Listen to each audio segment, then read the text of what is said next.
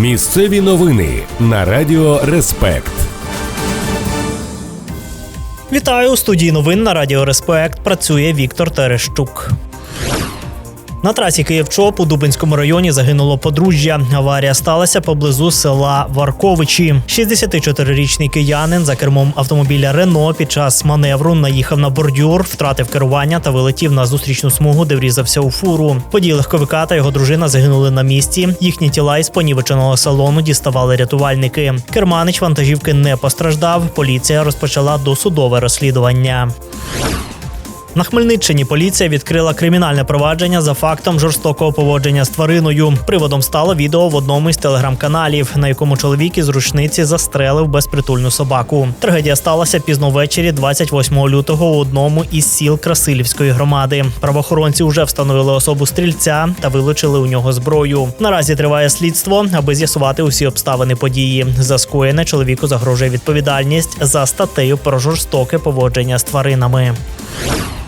Понад 1,5 мільйона гривень повернуться до бюджету Славутської громади через махінації з цінами на світло. Прокурори довели у суді, що енергопостачальник незаконно завищив вартість електрики для одного із комунальних закладів міста. Замість ринкової ціни її накрутили майже на 65%. Через такі додаткові угоди громада переплатила 1 800 000 гривень. Господарський суд Хмельниччини став на бік прокуратури та зобов'язав приватне підприємство повернути всі надмірно сплачені кошти до міського бюджету.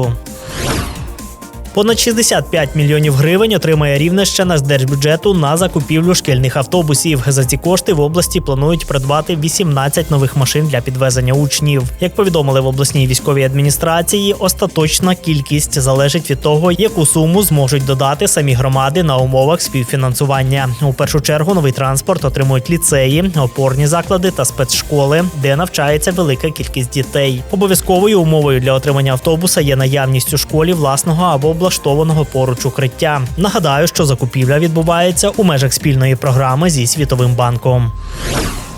На Рівненщині захворювання на грип та ГРВІ почала знижуватися. За останній тиждень до медиків звернулося понад 9400 жителів області. Це на 330 випадків менше, ніж за попередній період. Попри позитивну динаміку, епідпоріг у регіоні все ще перевищений на 5%. Найчастіше хворіють діти. Вони становлять майже 75% усіх пацієнтів. Медики класифікують такий рівень поширення інфекції як середній і вкотре закликають вчасно звертатися до лікарів та не нехтувати профілактикою.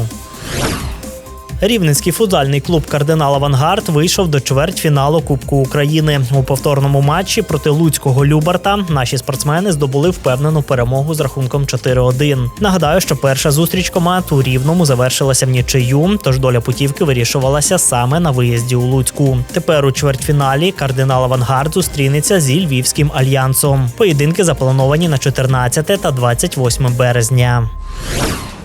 У Нетішині відбувся відкритий чемпіонат міста з художньої гімнастики. Масштабні змагання зібрали майже 300 учасниць із Хмельницької, Рівненської, Львівської та Івано-Франківської областей. Упродовж 2 днів юні спортсменки демонстрували свою майстерність в індивідуальних програмах. Захід пройшов за підтримки Хмельницької атомної електростанції. Окрім спортивних досягнень, чемпіонат мав і благодійну мету. Під час виступів тривав збір коштів для українських захисників. Усі зібрані кошти передадуть на потреби військових. Радіаційний фон на Хмельницькій атомній електростанції у межах норми. За повідомленням інформаційного центру ХАЕС, показники на проммайданчику та в 30-кілометровій зоні спостереження відповідають нормальній експлуатації енергоблоків та не перевищують природного фону. Це всі новини на цю мить. У студії Радіо Респект для вас працював Віктор Терещук. Не перемикайте, залишайтеся разом з нами, пам'ятайте, ви на правильній хвилі.